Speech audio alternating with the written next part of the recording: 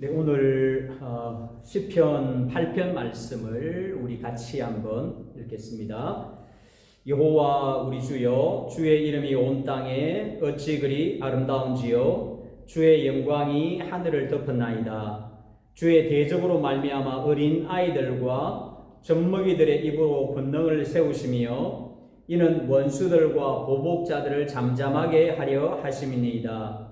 주의 손가락으로 만드신 주의 하늘과 주께서 베풀어 두신 달과 별들을 내가 보니 사람이 무엇이기에 주께서 그를 생각하시며 인자가 무엇이기에 주께서 그를 돌아보시나이까.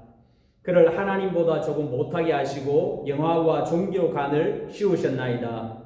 주의 손으로 만드신 것을 다스리게 하시고 만물을 그의 발 아래 두셨으니 곧 모든 소와 양과 들짐승이며 공중의 새와 바다의 물고기와 바닷길에 다니는 것이니이다.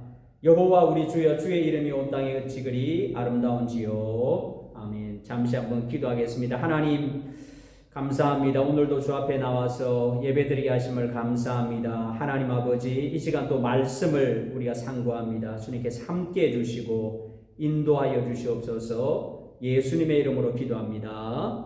아멘.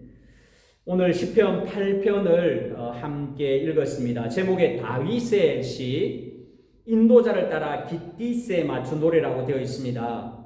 다윗의 시는 시편 학자들의 연구에 따르면 다윗이 직접 지은 시나 다윗을 상상하고 지은 시나 다윗 왕가의 왕들을 찬양하기 위해서 지은 시 등을 다 포함해서 다윗의 시라고 합니다. 깃딧에 맞춘 노래라는 것은 그 정확한 의미는 알려져 있지 않습니다. 음악 용어인 것 같습니다. 우리 식으로 하면 국거리 장단이나 어떤 장단에 따라 부르는 그런 노래라는 의미이기도 하고요. 또 가트가 포도즙 풀이라는 말에서 그 의미를 찾아 포도 수확을 할 때 노동요로 부른 그런 노래가 노래의 어떤 한 형태가 아닌가 추정하기도 합니다. 그런데 시편 8편은 상당히 특이합니다. 시편 1편은 시편 전체의 서문이라고 할 수 있습니다. 1편을 제외하고 2편, 3편, 4편, 5편, 6편, 7편이 어떤 시였습니까?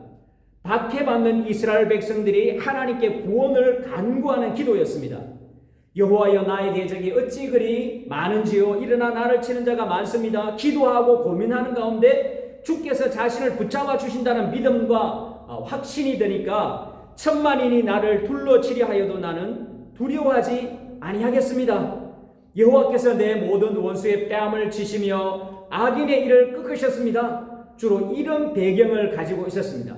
시편 9편도 마찬가지입니다. 내가 주를 기뻐하고 즐거워하며 지존하신 주님을 찬양합니다.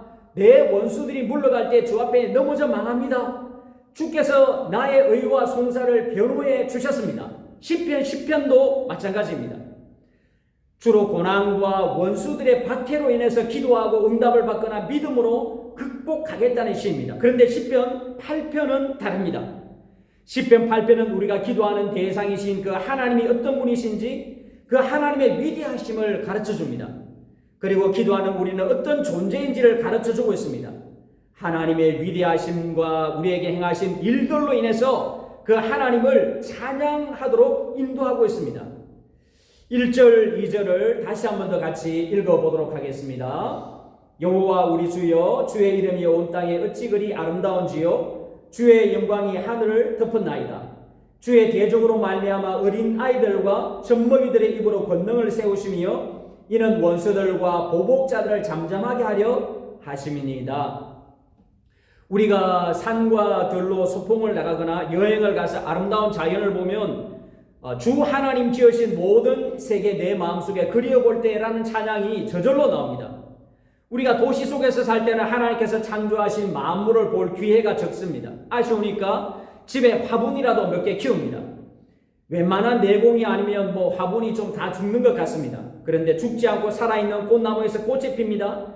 어떻게 저렇게 딱딱한 나무에서 다 죽어 보이는 그런 나무에서 정말 꽃이 피고 봉우리를 맺고 열매를 맺나 정말 신기합니다. 겨울에 추위가 가고 산과 들로 나가보면 꽃들이 만발해 있습니다. 제가 요르단에 살 때 학교를 걸어가다가 메마른 풀밭이었는데 파란 풀이 돋아나 있습니다. 겨울 9월 달부터 첫 비가 와가지고 풀이 돋아나 있는데 그 막 파란 풀 위에 아네모네가 아주 빨갛게 피어 있습니다. 솔로몬의 영광보다 더 아름답다고 하는 그 예수님께서 하신 말씀이 정말 좀 이렇게 가슴에 좀 와닿습니다. 매일 버스를 타고 갈 때는 못 봤습니다. 버스비가 없어서 걸어가니까 그런 것이 보였습니다.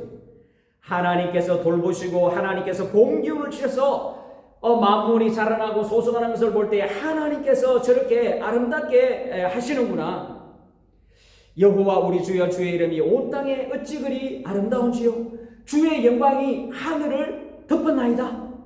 우리가 믿음이 있으니까 하나님을 믿으니까 신앙의 눈으로 보면 주님의 영광이 하늘을 덮고 있습니다. 매일 해가 뜨는데 과학의 눈으로 보거나 우리의 일상적인 경험으로 보면 별로 감흥이 없습니다. 신앙의 눈으로 보면 어떻습니까? 하나님께서 오늘도 해와 별과 달과 하늘 모두를 붙잡고 있습니다. 오늘도 하나님께서 그 해를 그냥 이렇게 뜨게 하십니다. 지게 하십니다.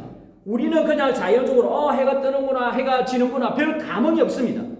그런데요, 하나님께서 힘을 주시고 모든 천체를 움직여 가십니다. 우리가 성경적인 논리를 보면 하나님께서 모든 것을 움직여 가십니다. 성령께서 함께 하십니다. 하나님께서 힘을 주시고 은혜를 주셔서 오늘도 내가 주님 앞에 나와서 예배드립니다. 우리가 살아갑니다. 이 모든 것들을 보면서 우리가 감사가 나오죠. 우리가 되돌아보면 모든 것이 주님의 은혜입니다. 주님의 사랑입니다. 내가 열심히 해서 이런 결과가 나왔다. 내가 노력해서 이런 결과가 나갔다. 교만해지죠. 내가 높아지고 내가 하나님이 됩니다. 나를 높여주지 않으면, 다른 사람이 나를 좀 높여주지 않으면 화를 냅니다. 내가 이런 좋은 결과를 얻은 것은 다 주님의 은혜입니다. 그 정의란 무엇인가의 책의 결론이 무엇입니까? 우리의 모든 것은 나로부터 출발하지 않는다. 내가 공부를 잘한다, 운동을 잘한다, 내가 열심히 하고 내가 이만큼 노력해가지고 잘 되었다라고 생각하는데 그 교수님 미셸 교수님의 결론이 무엇입니까?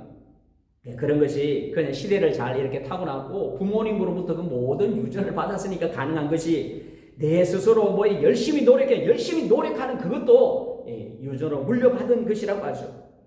그러므로 서로 나누고 베풀어야 한다고 결론을 내리고 있습니다. 우리 모든 성도들께서 신앙의 눈으로 살피고 신앙의 관점으로 사물을 볼 수 있기를 축복합니다. 우리가 신앙의 관점으로 모든 것이 하나님의 은혜로, 우리가 하나님의 은혜로 신앙의 관점으로 사물을 바라보며 살아갈 수 있는 그런 저와 여러분 될 수 있기를 축복합니다. 2절 말씀을 보니까 주의 대적으로 말미암아 어린 아이들과 젖먹이들의 입으로 권능을 세우시며 이는 원수들과 보복자들을 잠잠하게 하려 하심이니이다. 주님의 대적들이 누구입니까? 이스라엘의 원수일 수도 있습니다. 하나님의 존재를 부인한 불신자일 수 있습니다. 하나님의 대적들, 하나님이 없다고 하는 사람들은 아주 힘이 있고 지혜와 지식이 넘치는 사람들입니다.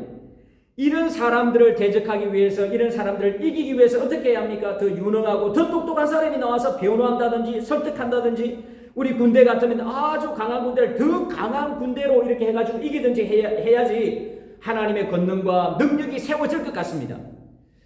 그런데요, 하나님께서는 어떻게 하십니까? 강한 자에게 강한 자로 맞서는 것이 아니고 아주 연약한 어린 아이를 통해서 자신의 권능을 세우십니다.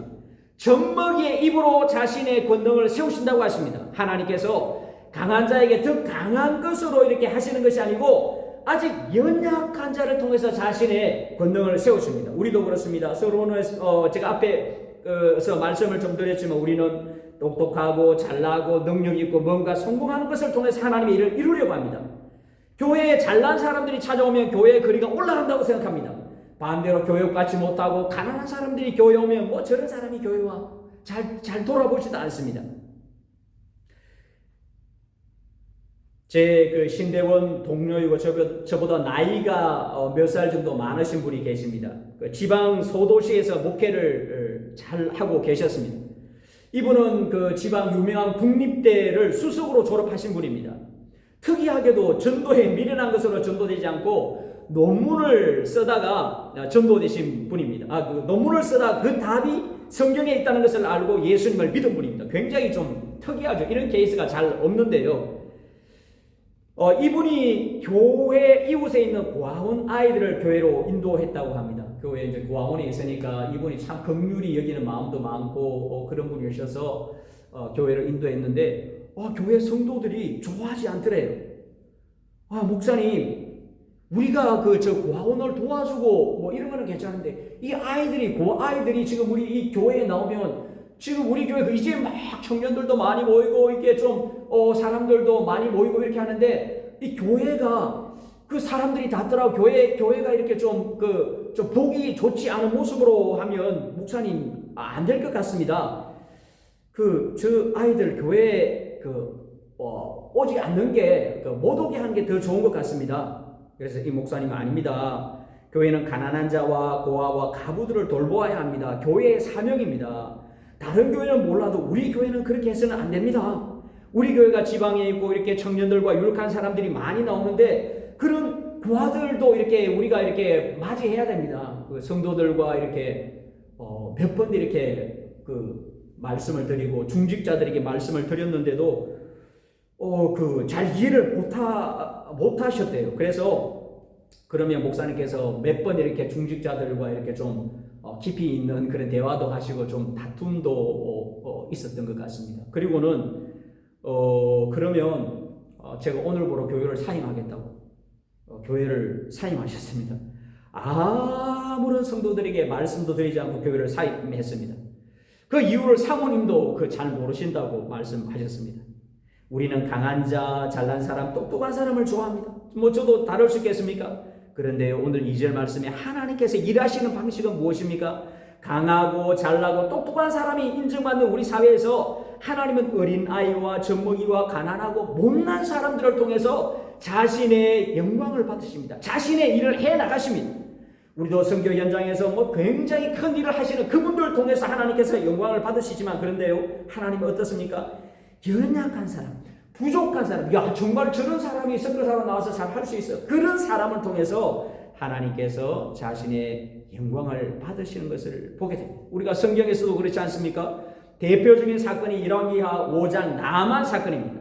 시리아의 나만 장군이 자신의 나병으로 인해서 유다를 찾아옵니다. 예루살렘을 찾아와야 했는데 북이스라엘의 엘리사에게 찾아갑니다. 계기는 이스라엘과의 전쟁에서 잡혀온 작은 어린 여자아이가 나만의 집에서 주인의 나만의 부인의 종살이를 하게 됩니다. 그리고는 자기 주인을 봤는데 문둥병입니다. 그리고 입에서 터져 나온 말이 뭐냐면 우리 주인님이 사마리아에 계신 선지자 앞에 섰으면 저 나원병을 문둥병을 고칠 수 있는데 라는 말을 합니다. 이 말을 듣고는 이 나만 장군이 당장 왕에게 달려가가지고 저 이런 말을 들었습니다. 편지를 하나 써 주십시오. 이스라엘과 지금 시리아, 지금 시리아는 적국인데 그 말을 듣고는 적국이고 그런 것이 없이 왕도 이 사람을 절대적으로 의지하고 있으니까 편지를 써 주었습니다. 그리고는 이 편지를 가지고 왕궁을 찾아갔는데 이 북이스라엘 왕은 막 옷을 찢으면서 지금 당신들이 나를 더 놀리려고 합니까? 이 말을 엘리야 선지자가 듣고는 나에게 보내십시오. 그리고는 이 엘리야 선지자가 문 밖에도 나오지 않고는 약간 저 요단강에 가서 7번 몸을 씻으시오. 그러면 당신의 살이 어린 아이처럼 될 것입니다. 이렇게 얘기를 하죠. 그런데 어린 여자의 말을 듣고 나만 장군이 자기 얘기를 듣고는 왕의 편지를 들고 갔습니다. 그리고 또 이제 엘리사에게 갔는데 엘리사가 막 버선벌로 나와가지고 장군이여 이 누추한 제 집까지 왔습니까? 라고 하면서 굉장히 맞이해 줄 알았습니다. 막 환영해 줄 알았습니다. 그런데 어떻습니까? 저 요단강에 가서 7번 문도 열어보지 않았습니다. 요단강에 가서 7번 몸을 씻으시오. 그러면 나을 것입니다. 나만은 자신과 같은 위대한 장군이 정말 이스라엘 또 이 볼품없는 이런 지에 방문했다는 것만 자체로도 아마 선지자에게 영광이 될 것인데 문도 열어보지 않으니까 화가 나가지고는 부하들에게 돌아가자고 합니다. 열왕기하 5장 10절 11절 우리 좀 현실감을 살리기 위해서 한번 찾아서 읽어보겠습니다. 5장 10절에 보니까 엘리사가 사자를 그에게 보내 이르되 너는 가서 요단강에 몸을 7번 씻으라 내 살이 회복되어 깨끗하리라. 11절입니다. 나만이 노하여 물러가며 이르되 내 생각에는 그가 내게로 나와서서 그의 하나님 여호와의 이름을 부르고 그의 손을 그 부위에 흔들어 나병을 고칠까 하였노라. 나만은 뭔가 좀 있어 보이는 행위, 특별한 행위를 통해서 병을 고칠 걸로 생각했습니다.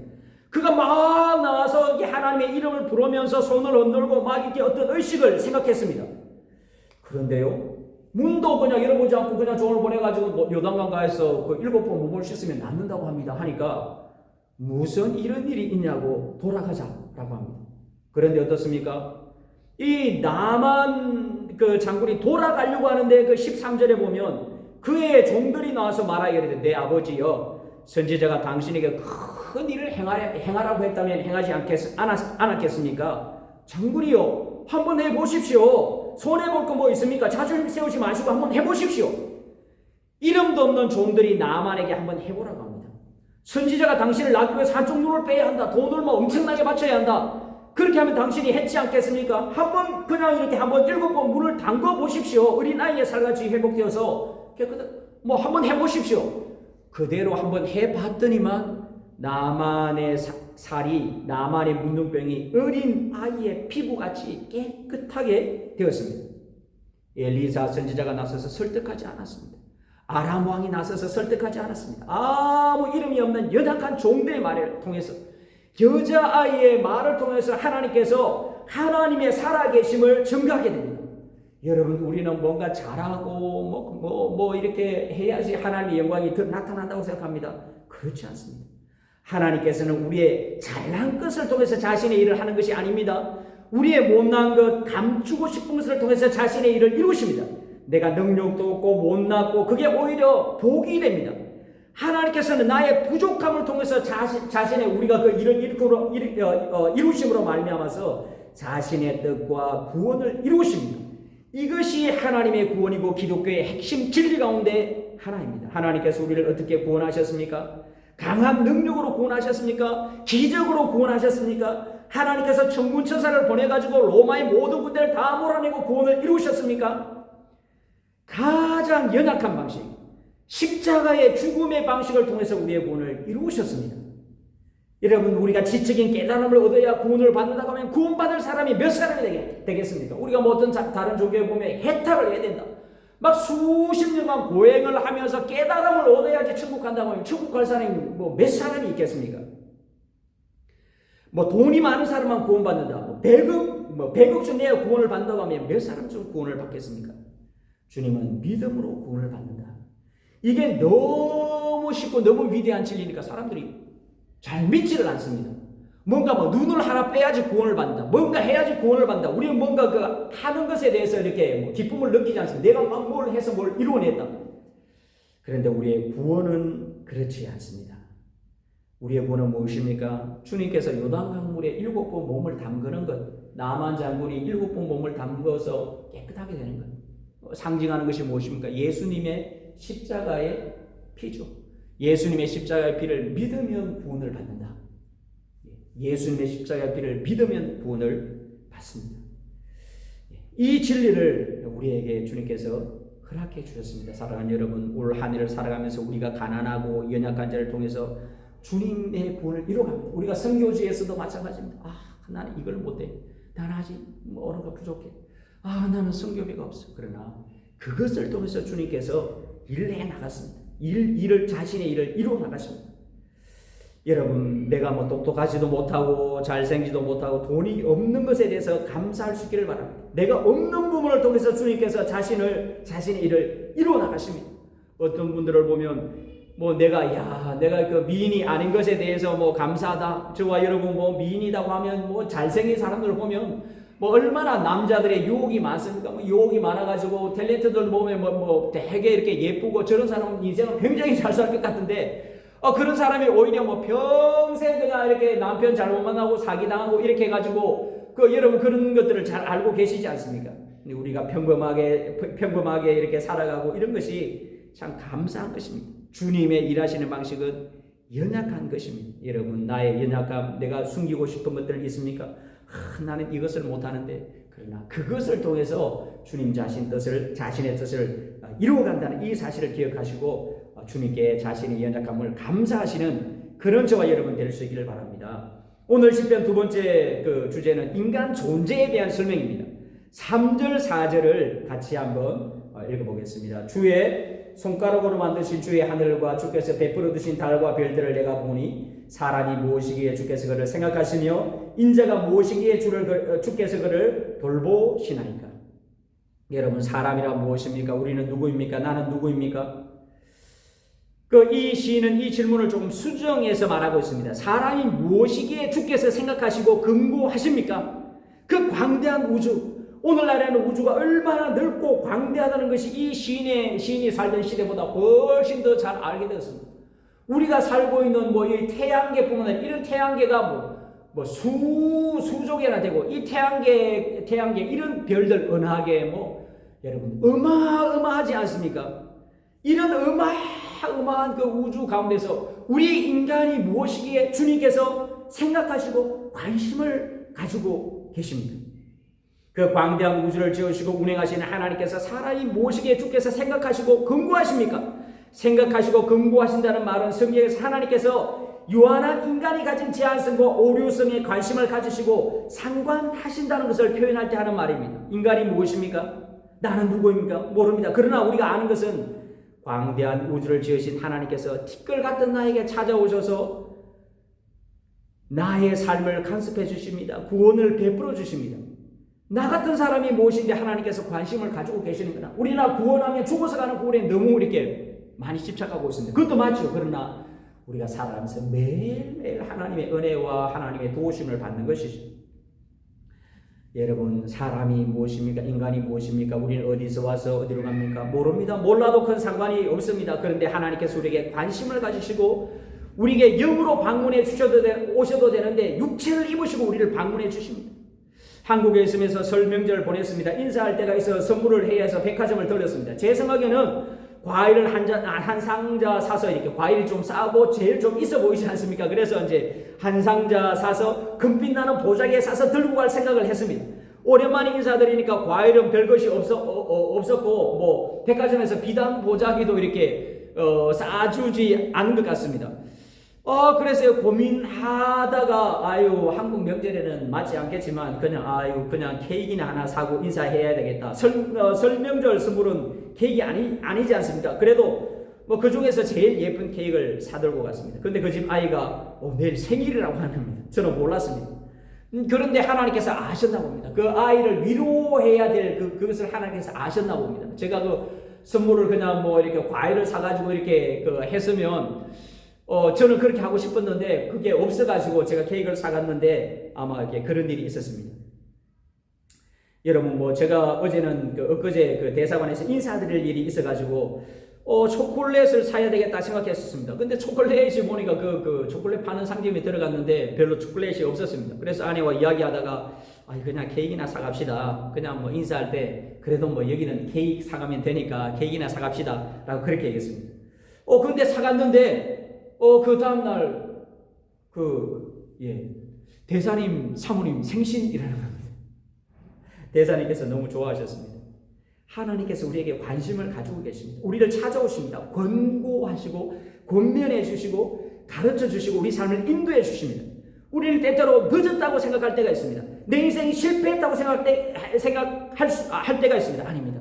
하나님은 가장 정확한 때에 자신을 이루십니다. 5절에 보니까 그를 하나님보다 조금 못하게 하시고 영화와 종기로 간을 씌우셨나이다. 이사야에 보면 모자에 대한 이야기가 많이 나옵니다. 영국 왕실의 사람들을 보면 모자를 아주 멋지게 쓰고 나옵니다. 우리는 영광과 종기로 관을 쓰는 고귀한 사람들이야라는 그 영국 왕실 사람들의 표시를 합니다. 그런데 하나님께서 저와 여러분에게 영화와 종기로 관을 씌워 주셨습니다. 관은 누가 씁니까? 왕이나 왕비가 관을 씁니다. 나는 이렇게 영광스러운 자다. 내 앞에 복종해라. 나를 우러러 봐라. 이런 뜻에서 그 관을 씁니다. 그런데 하나님께서 저와 여러분에게 영광과 종기로 관을 씌워 주셨습니다. 여러분, 하나님께서 저와 여러분을 정말 그 영광스러운 예수님의 그 영광스러운 거룩한 옷을 입혀 주셨고 저와 여러분을 이 땅에 왕으로 임명을 해 주십니다. 저와 여러분을 이 땅을 통치하고 다스리고 가난한 자들을 보살피는 이 땅의 왕으로 임명을 해 주셔서 영화와 종기로 관을 씌워 주셨습니다. 왕이 하는 가장 핵심적인 역할은 통치입니다. 하나님께서 저와 여러분에게 왕으로 세우셨습니다. 우리가 왕노릇한다고 하는데 왕으로 세웠다는 말입니다. 모든 만물을 발 앞에 두시고 다스리게 하십니다. 소나 들짐승, 공중의 새, 바다의 물고기, 바닷길에 다니는 모든 것을 다스리게 하십니다. 왕의 직분을 주셨는데 그냥 우리가 억압하고 다스리는 그런 직분이 아니고 예수님처럼 섬기는 직분입니다. 섬기는 왕의 직분입니다. 원래 이렇게 권세가 있는 사람은 섬기는 것이 올바른 것이죠.